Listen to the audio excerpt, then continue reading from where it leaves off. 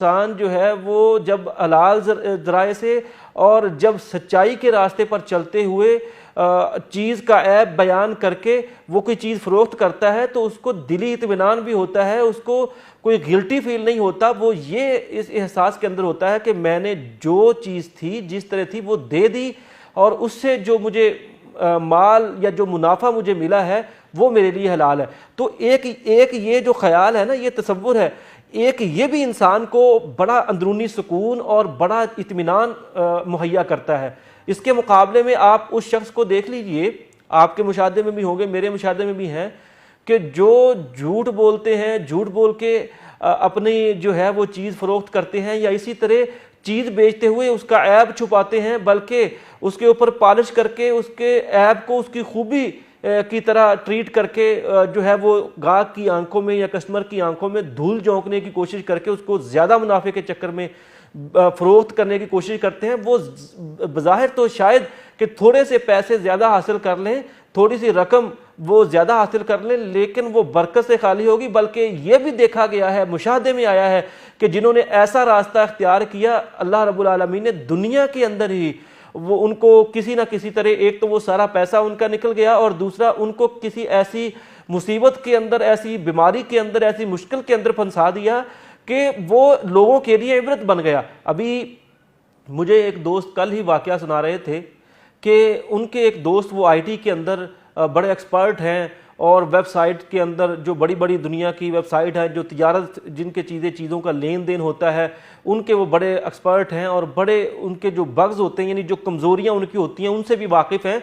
तो वो मुझे बता रहे थे कि उस बंदे ने कि वो घर से पहले कमज़ोर था, यानी जितना रूखी सूखी जितनी आ गई मिल गई वो खा ली। तो उसने क्या किया कि वो जो बग्स तलाश करके उसने वो ऑनलाइन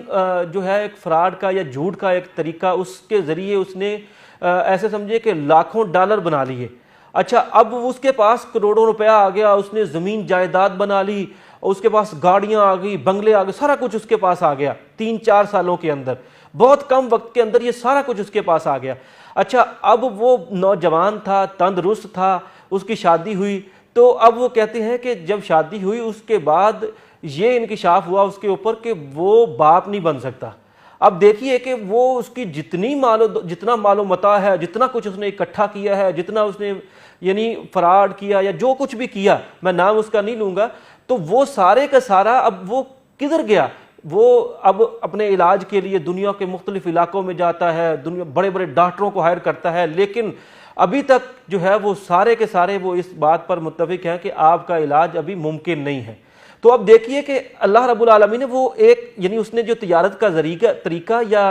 जो एक रविश इख्तियार की, उसके अंदर उसने झूठ, धोखाधड़ी और उनके जो बाज़ या कमज़ोरियाँ तलाश करके उनके ज़रिए नाजायज़ तरीके से माल ईंटने की जो एक रविश अपनाई। तो उसका नतीजा हम देख लीजिए कि दुनिया के अंदर ही इस अंदाज से ज़ाहिर हुआ कि वो जो नौजवान जो सारा कुछ उसके पास मौजूद होने के, लेकिन अल्लाह रब्बुल आलमीन ने उससे एक नेमत छीन ली।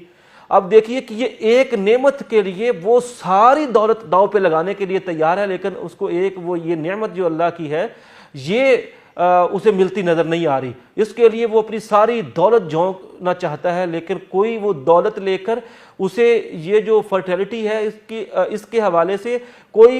यानी वो देने के लिए तैयार नहीं है। अब देखिए कि ये अल्लाह रब्बुल आलमीन का कितना बड़ा करम और फजल है उस सच्चे ताजिर पर कि जो दुनिया में रहते हुए सच्चाई अख्तियार करके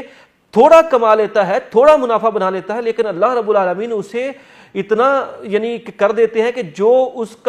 उसको कफ़ायत कर जाता है, उसके रिज़्क़ का बंदोबस्त हो जाता है, उससे वो अपनी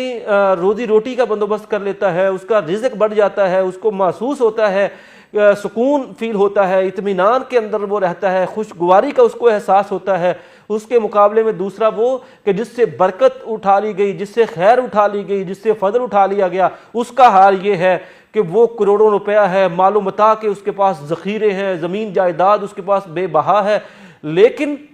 नतीजा ये है कि वो खुशी से दूर है, वो खुशगवारी के एहसास से दूर है, वो अपनी एक जो नेमत अल्लाह रब्बुल आलमीन ने एक इंसान को दी होती है, अल्लाह ने वो छीनी, तो अब वो हासिल करने के लिए पूरी दुनिया के डॉक्टरों के चक्कर लगा रहा है, अपनी सारी दौलत वो उसके लिए लगाना चाहता है। उसके ज़हन के अंदर ये ख्याल आता है कि मैंने ये जो करोड़ों बनाए हैं, ये जो मैंने इतनी ज़मीन जायदाद बनाई है, ये किस काम की है, उसके जहन में ये ख्याल आता है। तो वो इसके लिए सारा कुछ झोंकने के लिए तैयार है, लेकिन उसको वो नेमत दोबारा वापस नहीं मिलती नजर आ रही।